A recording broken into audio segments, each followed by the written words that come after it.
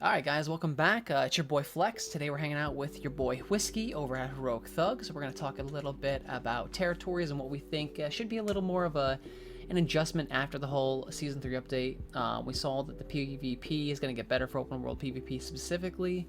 So I'd like Whiskey to kind of dabble and tell us a little more about his idea, and we're going to kind of toss it back and forth about what we think the territory should really come down to. Go for it, Whiskey. Yeah, man. Thanks for having me back. Yeah, we were talking. I mean, we've dabbled in this with going from the PTR and seeing what the influence race is all about, and we actually got to experience it in there. And so my question or my thought pattern was, implementing what they've already have, and starting to see that how can how can companies that want a war but don't really they enjoy the PvP open world content better.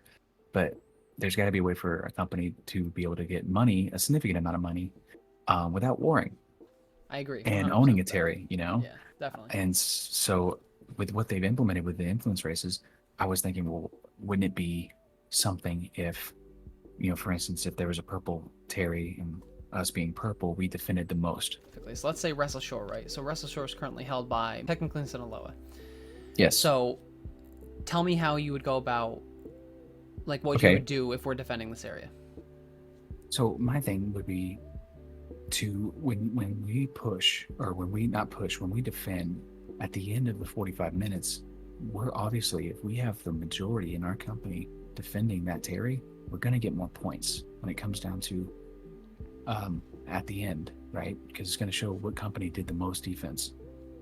If we stop them from decking, right, where they can't deck in the 45 minutes and get to 100%, then uh, Sinaloa should give us either we get their territory or we get a chunk of money from their company straight to our company.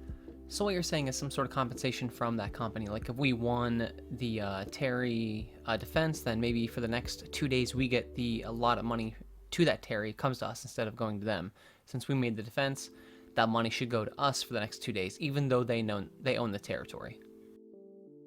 Sweet. So you were basically thinking of like some sort of punishment for the territory or owners in some way, shape, or form, right? Yeah, and it being in the same faction makes it to where, warloggers have to get on if they want to defend their territory so they don't go to war. Obviously, I know a lot of people want the war, but they don't want to lose a Terry. And if they go to war now, come season 3, they're going to get the attacking company is going to get a big advantage in the war. Yeah, So I it's mean, very good to defend I at totally this agree with point. that. I mean, and not only that, but we were talking before about invasions as well, and how they don't give a crap about the invasions. They're not helping at all with the invasions, and there should be some sort of, incentive to do the invasions. Like we were talking before about how if they lost a point, if they lost the invasion, they should lose a point in the war, or they should lose a gate, or maybe they lose 10 people being able to war and they can only use 40 at the time, something like that.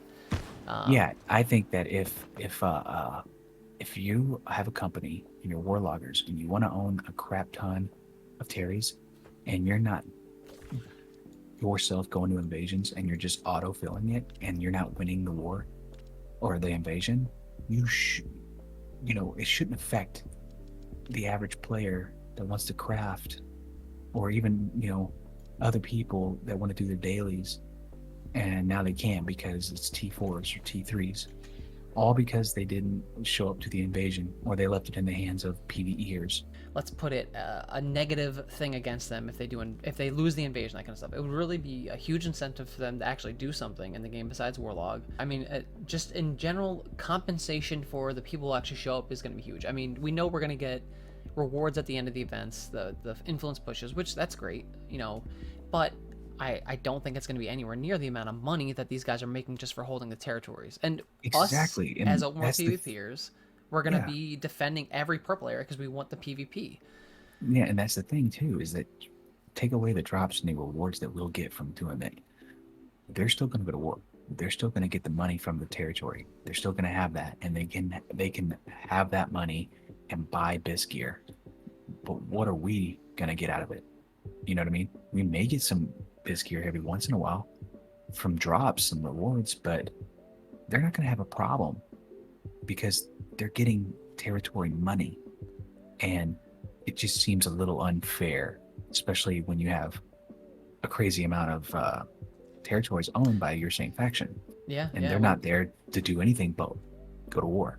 Yeah, I mean, you see right now on the map, our map technical has 4 territories. They don't do any of the invasions. They don't they don't do anything to upkeep their stuff. They have, the PvP, the PvE players, we know who it is that, runs their invasions all the time, and they normally fail. They usually don't get enough people to sign up because there's no incentive. Yeah, exactly. All it is oh, you're downgraded. Okay, Yep. well, they don't care. They're buying their stuff anyway. Yep, they're moving all their crap. Now everyone has to move all their crap from one town to another one just to craft stuff. I mean, Yeah, it's hurting the other player that's not even in the company. It has nothing to do with PvP, or and it does have everything to do with PvP too. Because guys like us, we want to be able to do our dailies. We want to be able to craft when we want to craft. And thank God that they put buffs up that are appropriate when when you want them up. But there are times where you can't find certain things like Arcana or Engineerings because they just don't feel like it. all I'm gonna And say is thank God Hale and Hardy's gone, and it's just built in now. exactly. Yeah, exactly. So yeah, that's just my issue. I think it would be great to be able to get money from your own faction and companies, because then you can start strategizing with other companies, and maybe things would happen with, hey, we'll take care of you, maybe back off a little bit, so we can get the most Yeah, no, I mean this would negotiations like actually that. it would actually incentivize faction play. Right now, it's like if you're trying to double, triple deck on somebody, that's the really only time you deal with other companies in the same faction. Yeah, because think about it. If greens and purples are attacking a yellow Terry, and we're doing a lot more, uh, I could negotiate with a green company and be like, "Hey guys, can we actually do this? Well, how much you got? How much you willing? How much is it worth to you?" Because as of right now, Valhalla, we own Overworld, Yeah, yeah. and so We've we have seen a it. lot of leverage. Purples are always out to do open world. This is an open world company. It's going to be I think it's going to change the game, but we need the compensation for it. Yeah, no, I completely agree with that. I mean, that's pretty much all of it. I mean, if the devs even take one of these little trinkets from this video and they implemented even one of them, I think it would really change the dynamics of open world PvP even more so. And we've seen the watchtowers. We know they're not the greatest thing in the world, but the PvP around them is going to be fun. We know that, right? It's going to be great. Yeah, the towers were a little underwhelming, but at least they're doing something that is evolved around open world, Yeah, and it's not just a fight just to have a fight. It's actually it means something. yeah, I'm excited for that. So, So that's just my 2 cents. I mean, I really hope that they look into it, because it would be really a game changer for people that want to do open world, and because open world is completely different than wars, yeah, no, and it's going to be a lot more strategic. Can't just flag up and raid up now. you can't just Not stand on a point the whole time. I mean, the no. watchtowers are kind of like points, but they're completely different than how wars have been run. So it should be interesting for sure. Yeah. So, um, I think obviously I thought it was a great idea. I think it's a game changer, and I hope they listen to it and maybe take some action.